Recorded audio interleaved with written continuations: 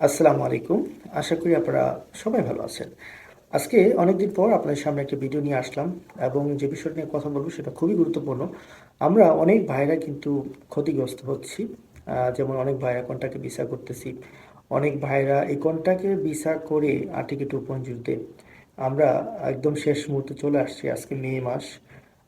তো সামনের একটা মাস সময় আছে এবং এখন পর্যন্ত আপনার এজেন্টরা বলতেছে যে কন্ট্রাক্টে করে দিতে পারবে। এই জন্য আপনাদের কাছ থেকে 12,000 টাকা 14,000 টাকা যে যেরকম পারে মালয়েশিয়াতে নিয়ে যাচ্ছে এবং হচ্ছে আপনার অনেক সময় এরকমও হচ্ছে যে সিন্ডিকেটরা এরকম কাজ করতেছে যে ফর্মিমার জন্য কোনো ধরনের মেডিকেল টেস্ট লাগছে না। ফর্মিমার রিপোর্টটা তারা ফিট করে নিয়ে আসতেছে, তার বিনিময়ে হয়তো আপনাদের কাছ থেকে 600 বা 1,000 টাকা করে নিতেছে।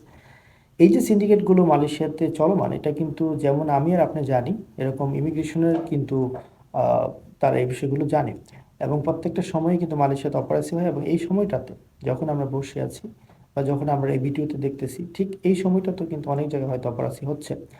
তেমনই একটি অপরাসি হয়েছে আপনার ক্যাজাংয়ের স্লাঙ্গরে একটি বাড়িতে গত 10ই মে। সেই অপরাসিতে দুইজনকে গ্রেপ্তার করা হয়, একজন ফিলিপিনা মহিলা এবং হচ্ছে একজন বাংলাদেশি অপু বাই নামক একজন লোককে। এবং এই যে অপু বাই, ওনার বয়স ছিল 38 বছর এবং উনি ওনার গার্লফ্রেন্ড, ফিলিপিনা গার্লফ্রেন্ডের সাথে থাকতো কাজানের একটি বাসায়, যার বয়স ছিল 40 বছর। এবং যে কাজগুলো তারা করতো সেটা হচ্ছে তারা যে পাসপোর্ট আছে, অরিজিনাল পাসপোর্ট, এরকম লোকদের পাসপোর্ট কালেক্ট করতো যাদের পাসপোর্ট এক্সপায়ার হয়ে গেছে এরকম। এবং সেই এক্সপায়ার পাসপোর্ট কিন্তু তারা আরেকজনের কাছে আপনার বিক্রি করতো। সেখানে শুধুমাত্র তারা কী করতো, কিছু নামের চেঞ্জ করতো এবং হচ্ছে তারা কিন্তু আপনার যে এক্সপায়ার ডেটটা আছে সেটা কিন্তু চেঞ্জ করে দিত। তো এই যে কাজগুলো করে কিন্তু তারা প্রচুর টাকা কামিয়েছে।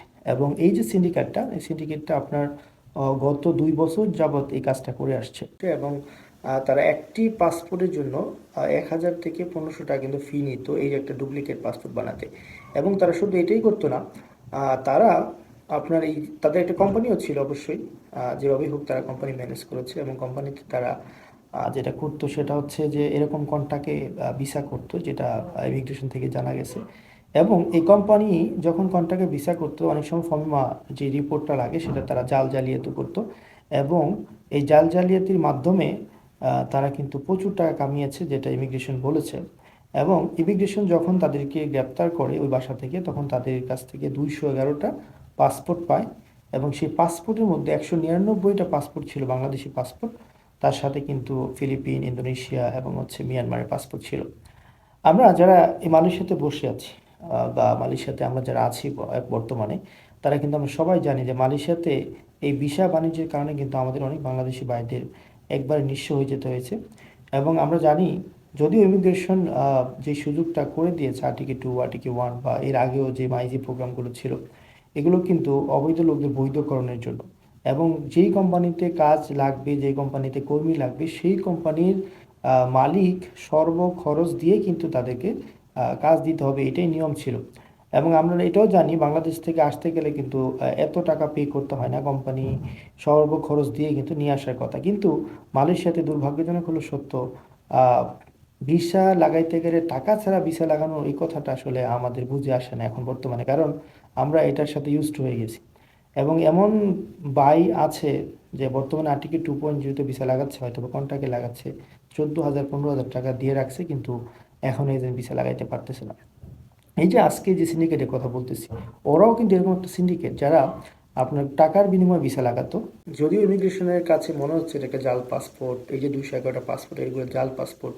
বা যখন আমরা দেখি যে কিছু কিছু কোম্পানি বের হয়, তাদের ভিসা লাগে, ভিসা লাগার পরে এগুলো ইমিগ্রেশন বলে জাল ভিসা লাগাইছে। কিন্তু দেখেন, জাল পাসপোর্ট জাল ভিসা যখন ইমিগ্রেশন বলে, তারা যেটা বলে সেটা হচ্ছে টাকার বিনিময়ে যখন লাগে তখন তারা এটাকে জাল বলে ঘোষণা করে। কিন্তু আমরা যারা মালয়েশিয়াতে আছি প্রবাসী, তারা কিন্তু আমরা জানি যে যখনই আমরা ভিসা লাগাই তখনই টাকা দিয়ে লাগাই। যখনই আমাদের ভিসা নামক এই সোনার হরিণটা আমাদের দরকার হয়, তখনই আমাদের ভুরি ভুরি টাকা দিয়ে কিন্তু আমাদের ভিসাটা লাগাতে হয়। তার মানে এই যে মালয়েশিয়াতে এই সিন্ডিকেটটা তৈরি হচ্ছে, এই সিন্ডিকেটটা বিশাল এক সিন্ডিকেট। অনেক কোম্পানির এরকম দুইটা কাজ দেওয়ার মতো কোম্পানির জায়গা নেই, কিন্তু তারা এরকম হাজার হাজার মানুষের ভিসা লাগিয়ে দিচ্ছে। এই যে ভিসা বাণিজ্য, এটার জন্য কিন্তু আমাদের অনেক ভাইদের নিঃস্ব হয়ে চলে যেতে হয়েছে মালয়েশিয়া থেকে, অথবা তারা অনেকেই এখন বর্তমানে মান বেতন অবস্থায় জীবন কাটাচ্ছে মালয়েশিয়ায়। তবে এই ভিসা বাণিজ্য মালয়েশিয়াতে কবে বন্ধ হবে সেটা আল্লাহ ভালো জানেন। তবে দোয়া রাখছি আল্লাহর কাছে যেন অতি সত্বর এই সব সংকট থেকে প্রবাসীরা বেরোতে পারে।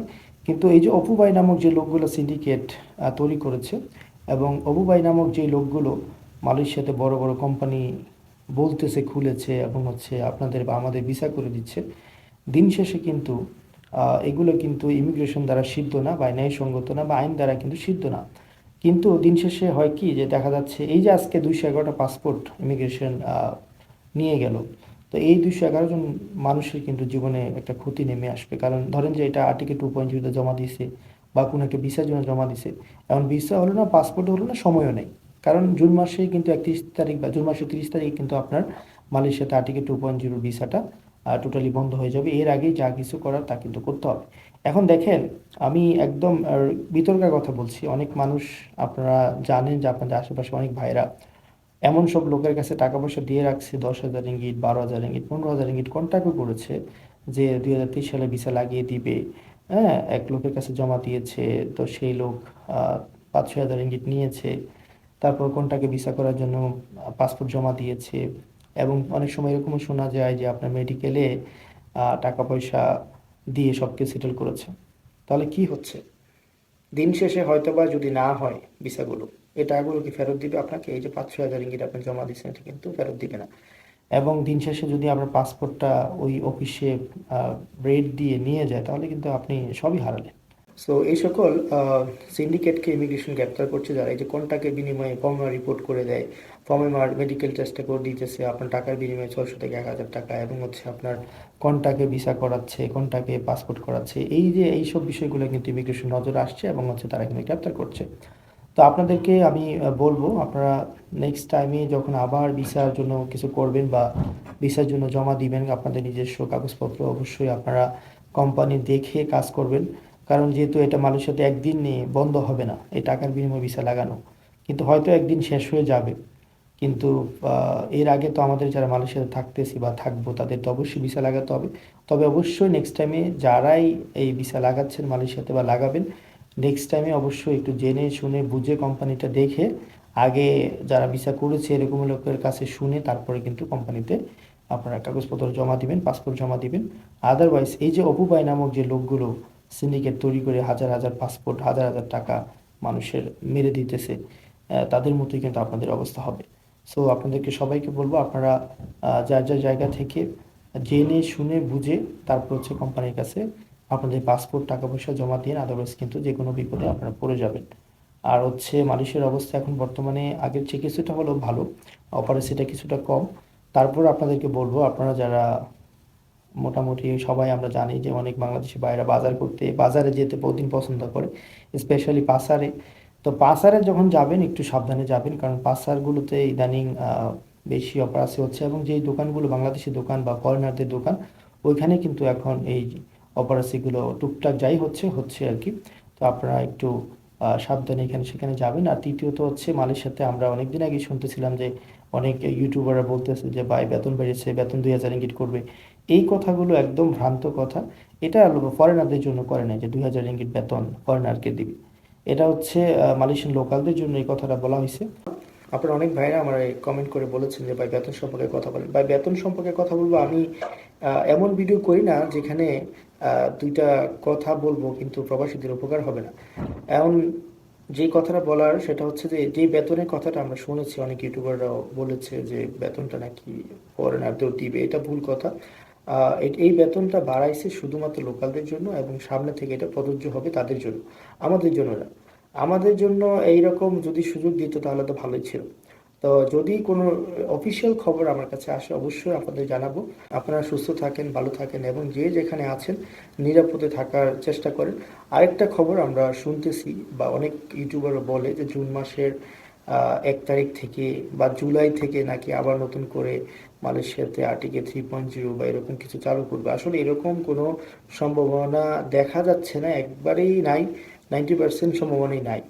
এবং এটা শোনা যাচ্ছে হয়তোবা একটা, যখন জুনের পরে আপনার আর্টিকেল 2.0 শেষ হবে তখন তারা দেখবে যে কতজন লোক আপনার ভিসা করেছে এবং হচ্ছে আর্টিকেল 2.0 আওতায় আসছে, এবং তারা কি আসলে ওই চুকুব কিনা, মানে তারা কি যে লোকগুলো চাচ্ছে সেগুলোকে ফুলফিল হয়েছে কিনা। যদি না হয় সেক্ষেত্রে হয়তো বা একটা সুযোগ আসতে পারে, তবে একদম তাড়াহুড়ো না। আপনারা জানেন মালয়েশিয়াতে যখন একটা জিনিস শুরু হয় সেটা শেষ হয়, তারপরে আরেকটা হয়। যেমন বর্তমানে আপনার আর্টিকেল 2.0 স্টিল রানিং, এটা শেষ হচ্ছে জুনের 30 তারিখ পরে। তারপরে কিন্তু আপনার স্টিল অনগোয়িং, আপনার কিন্তু যেটা মাইগ্রেশন রিপিটেসি প্রোগ্রাম বা দেশে যাওয়ার যেই প্রোগ্রামটা সেটা চালু আছে, সেটা শেষ হওয়ার পরে হয়তো একটা জিনিস আবার চালু হতে পারে। এটা নিয়ে বিন্দু মাত্র কিন্তু আপনার কোনো আহ, নিরাশা নাই। অবশ্যই এই জিনিসটা যখন শেষ হবে হয়তো বা তখন আবার একটা প্রোগ্রাম চালু হতে পারে। তো সেই ক্ষেত্রে হয়তো 25-এর শেষের দিকে অথবা 26-এর প্রথমের দিকে কিন্তু আবার আর্টিকেল 3 বা এরকম কোনো নতুন প্রোগ্রাম আসতে পারে। তো আপনাদেরকে বলবো যারা সময় নিয়ে থাকতে চান, যাদের অবস্থা হয়তো বা ফ্যামিলিগতভাবে ওরকম ভালো না, অনেক কষ্ট করে মালয়েশিয়াতে আসছেন টাকা পয়সা দিয়ে, হয়তো টাকাটা এখনো উঠে নাই, তারা হয়তো বা মালয়েশিয়া থেকে যাবেন বা থাকার চেষ্টা করবেন, এটাই স্বাভাবিক। তবে যে যেখানেই থাকেন একটু সিকিউর জায়গায়, একটু নিরাপদ জায়গায় চাকরি করার চেষ্টা করবেন। আর বড় বড় প্রজেক্টে তো কাজ করতেই হবে, কারণ হচ্ছে অনেক জায়গায় কিন্তু প্রজেক্ট ছাড়া এখন আর কাজ নাই। তো সেই ক্ষেত্রে এখন আপাতত প্রজেক্টই করেন, বাট পরে যদি কোনো একটা জায়গায় আপনার পরিচিত কোনো মানুষ পান যারা ভালো কাজ আছে বা ওইখানে কাজের কোনো সন্ধান আছে, ওইখানে ঢুকে যান। কিন্তু এখানে সেখানে কম যাওয়া যাই করেন এখন বর্তমানে, কারণ অবস্থাটা খুবই খারাপ। আর একটা রিকোয়েস্ট লাস্ট, সেটা হচ্ছে অফুবাই নামক এরকম সিন্ডিকেটে আপনারা পড়বেন না। যদি পড়েন তাহলে দেখবেন যে টাকা পয়সা দিচ্ছেন, টাকা পয়সা নেওয়ার আগে আপনার সাথে খুব সুন্দর কথা, কিন্তু টাকা পয়সা নেওয়ার পরে আপনার সাথে আর যোগাযোগ করবে না, হয়তো ব্লক করে দিবে। অথবা এরকম হতে পারে যে আপনার কন্টাক্টে করে দিবে বলতেছে, কিন্তু তারপরে ঘুরাচ্ছে ঘুরাচ্ছে 1-1.5 বছর ধরে। দিন শেষে কিন্তু আপনি সবই হারাবেন। সো জেনে বুঝে শুনে বা আপনাদের পরিচিত জন যারা আছে তাদের সাথে একটু আলোচনা করে তারপর হচ্ছে একটা কাজ করবেন। সো এই বলে আজকে ভিডিও শেষ করছি। আল্লাহ হাফেজ।